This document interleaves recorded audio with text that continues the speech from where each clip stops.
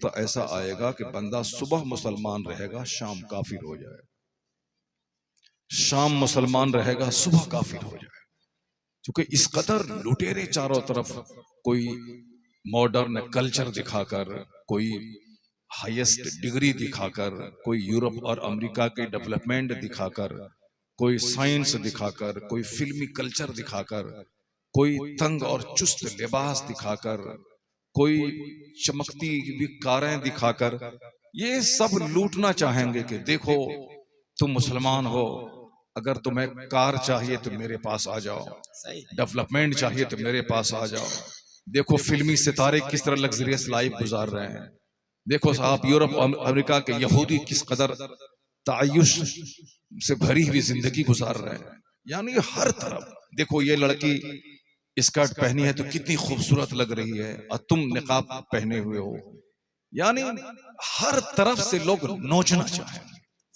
اس زمانے میں جو اپنا ایمان بچا لیا، آیا ہے کہ اسے 100 شہیدوں کا ثواب ملے گا۔ سبحان اللہ، کیا بات ہے، واہ واہ واہ، ایک دو شہید نہیں، 100 شہیدوں کا ثواب ملے گا۔ اس زمانے میں جو نبی کی سنتوں کو زندہ کیا، جو نبی کی سنتوں کو مضبوطی سے پکڑے رہا۔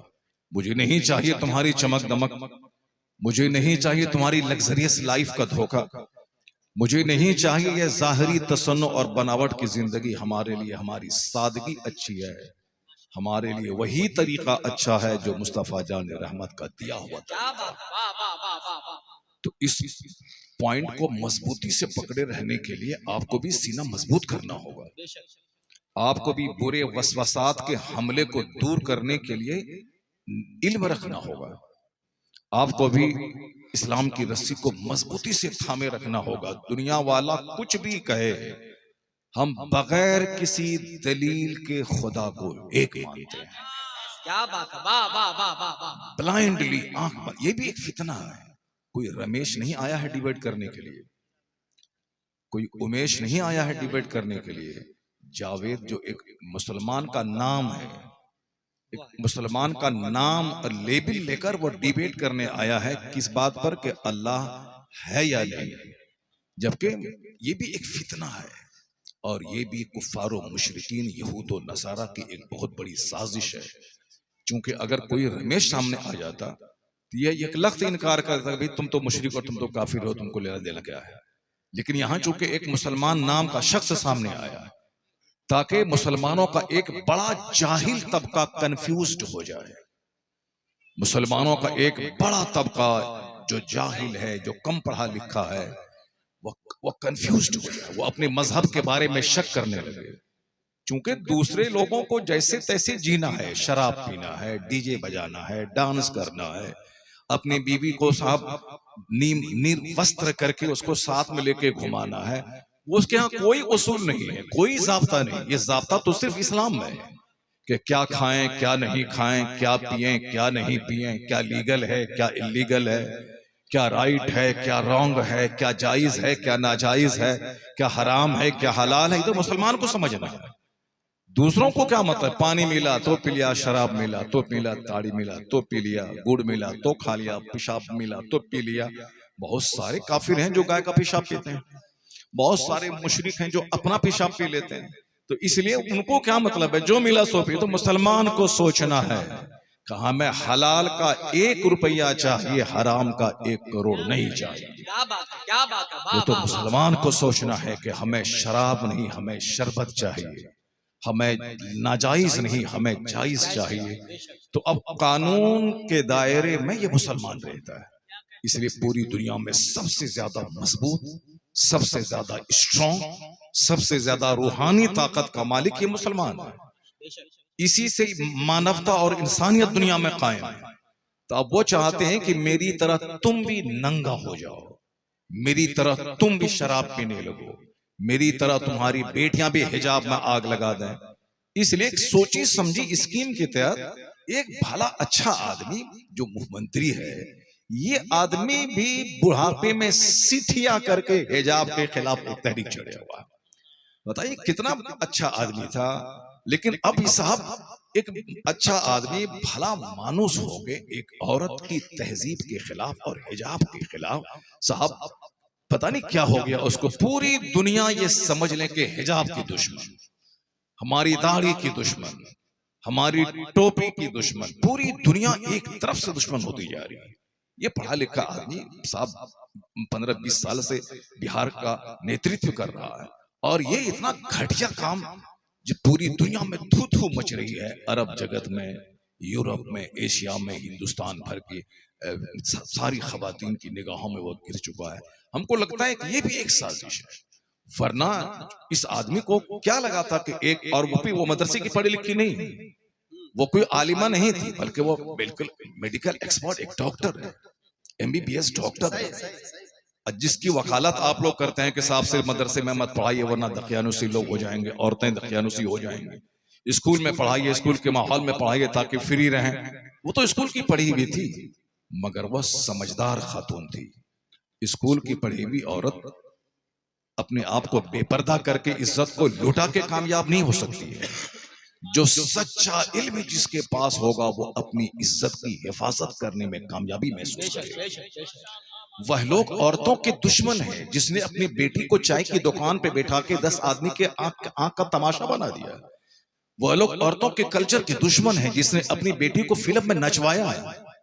وہ لوگ عورتوں کی تہذیب کے دشمن ہیں جس نے عورتوں کو ڈرامہ میں لا کر کے ہزاروں مردوں کی زینت بننے کا موقع دیا ہے۔ اسلام نے عورتوں کی عزت کی حفاظت کی ہے، اس کو موٹا لباس پہنا کے تاکہ شوہر کی امانت رہے، نہ کہ سماج کے 10 لچوں کی زینت بن جائے۔ تو اسلام نے پردہ دے کر عورتوں پہ ظلم نہیں کیا، اسلام نے پردے کا قانون دے کے عورتوں پہ احسان کیا، عورتوں کی عزت کی حفاظت کی۔ کیا میں چاہوں گا کہ میری بیوی کو 5 مرد آئے اور میری بیوی کا ہاتھ پکڑے؟ کوئی گھٹیا سے گھٹیا آدمی نہیں چاہے، چاہے یہودی ہو، چاہے ہندو ہو، چاہے بودھ ہو، چاہے جین ہو، کوئی یہ نہیں چاہے گا کہ میری بیوی کا ہاتھ 5 آدمی پکڑے۔ جب آپ نہیں چاہیں گے تو اپنی بیوی کو جینس اور ٹی شرٹ پہنا کے ہزاروں آدمی کے سامنے جو آپ نے ممبر پہ بٹھا دیا ہے، اور یہ سارے لوگ جو آپ کی بیٹی، آپ کی بیوی کے چہرے، اس کی گردن، اس کی کلائی، اس کے بازو، اس کے سارے جسم کو دیکھ رہے ہیں، یہ کیسے گوارا ہو سکتا ہے؟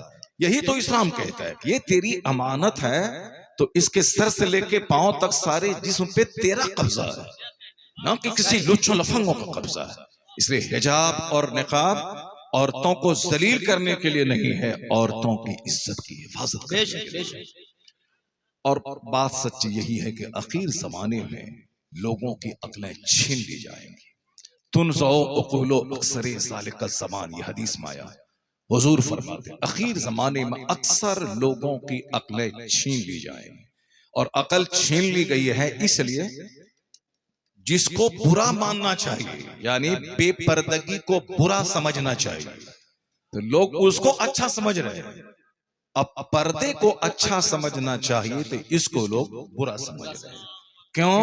حضور نے 1400 سال پہلے کہا تھا کہ اخیر زمانے میں اکثر لوگوں کی عقلیں چھین لی جائیں گی۔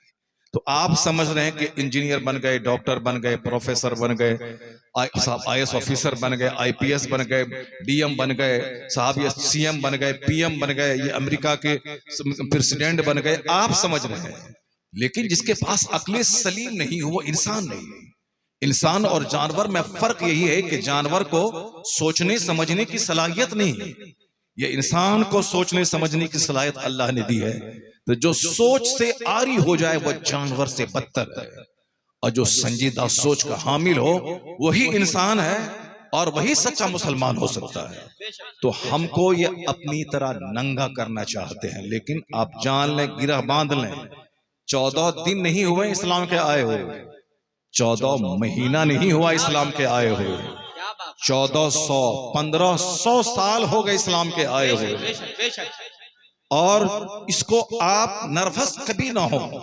پہلا وہ دن کہ ایک بندے نے کلمہ پڑھا تھا، اس کے بعد 4 لوگوں نے کلمہ پڑھا، پھر 40 لوگوں نے کلمہ پڑھا، پھر 4000 لوگوں نے کلمہ پڑھا، پھر 4 لاکھ لوگوں نے کلمہ پڑھا۔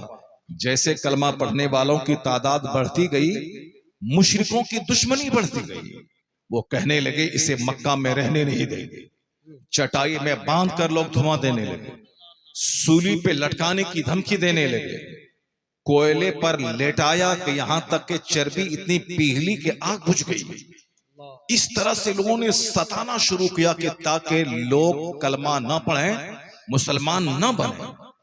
मगर दूसरी तरफ ईमान की वो पुख्तगी थी, मोहब्बत रसूल का वो नशा था कि एक को मिटाना चाहा, 1,00,000 लोगों ने कलमा पढ़ लिया। क्या बात है, क्या बात है, क्या 1,00,000 लोगों ने जब कलमा पढ़ा, दुश्मनी बढ़ी। अब दुश्मनों का दायरा भी बड़ा हो गया है।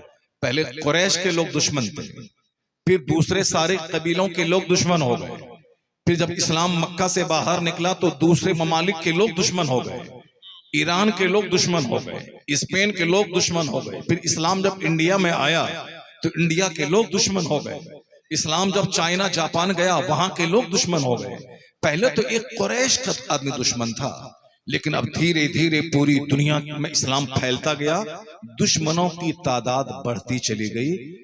ऐसे में तो इस्लाम को मिट जाना चाहिए था, ऐसे में तो इस्लाम को दफन हो जाना चाहिए था, लेकिन इस्लाम उस ताकत का नाम है कि दुश्मनी बढ़ती गई, कलमा पढ़ने वालों की तादाद में इजाफा होता चला। नारे तकबीर, नारे रिसालत, पैगंबर इस्लाम। और सुन ले आप, लोगों ने कहा था कि हुजूर के विसाल के बाद इस्लाम की ईंट से ईंट बच जाएगी, लेकिन आका अलैहिस्सलाम ने ऐसी मजबूत इमारत खड़ी कर दी इस्लाम की, और उसके ऐसे मजबूत रक्षक बना दिए, सिद्दीक अकबर की सूरत में, उमर फारूक की सूरत में, उस्मान गनी की सूरत में, हजरत मौला अली की सूरत में, अपने 2 नवासों की सूरत में ऐसे मजबूत कैडर बना दिए, ऐसे मजबूत प्रोटेक्टर बना दिए कि सरकार का विसाल हो गया।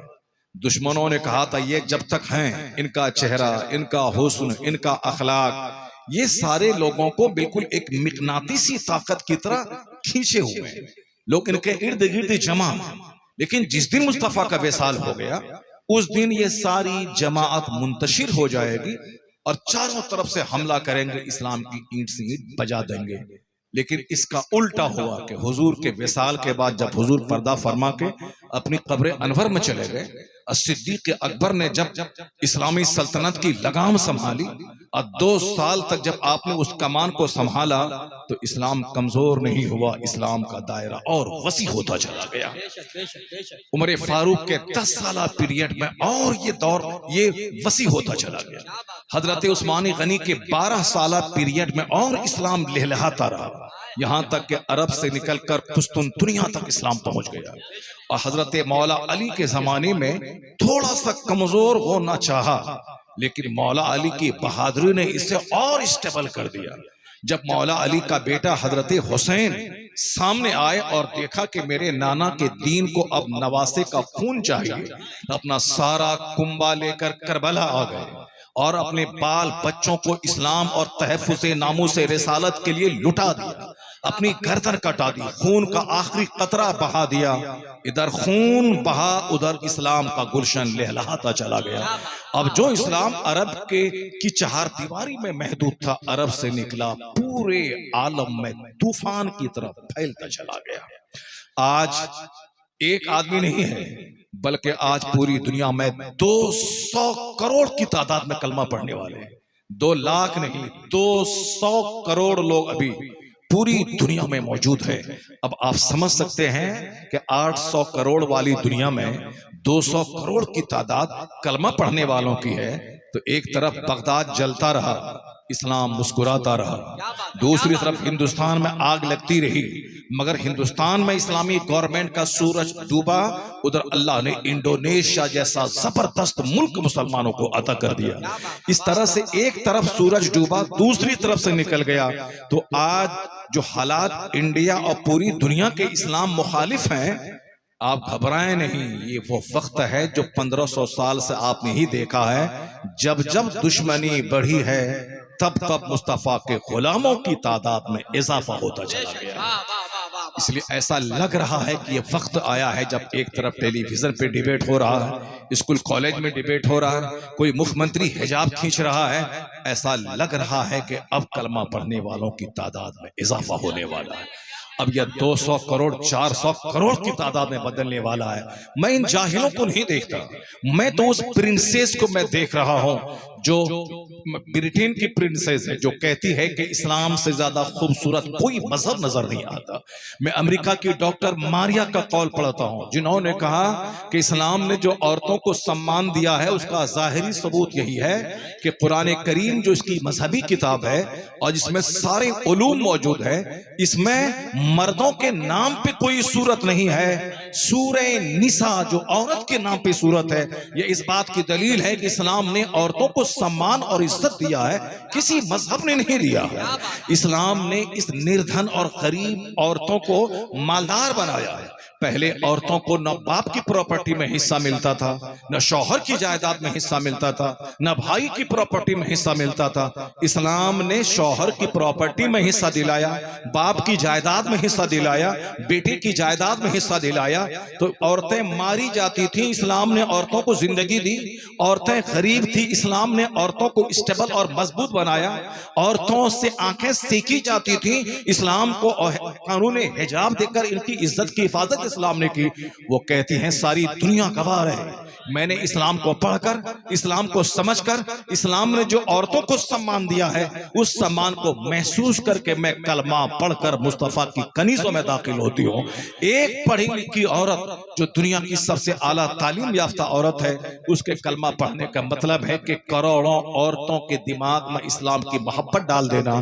اس میں کوئی حجاب کھینچ کر کے اسلامی قانون کو دبا نہیں سکے گا, بلکہ پوری دنیا میں ایک سگبگاہٹ ہے کہ آنے والے وقت میں کروڑوں عورتیں ہیں جو کلمہ پڑھ کر کنیز فاطمہ بننے والی. اس بات کو آپ گرہ باندھنے کے 1,500 سال ہو گئے. اسلام کو اگر دبنا ہوتا, جس وقت عمر فاروق اعظم شہید ہوئے تھے اس وقت کمزور ہو جاتا. اسلام کو اگر دبنا ہوتا, عثمان غنی جب اپنے گھر میں شہید کر دیے گئے اس وقت اسلام کمزور ہو جاتا. اگر اسلام کو ختم ہونا ہوتا جب مولا علی شہید کر دیے گئے اس وقت اسلام ختم ہو جاتا. جب اسلام کو ختم ہونا ہوتا جس وقت رسول پاک کے چہیتے نواسے امام حسین کی لاش کو گھوڑے کی ٹاپوں سے رون دیا گیا اس وقت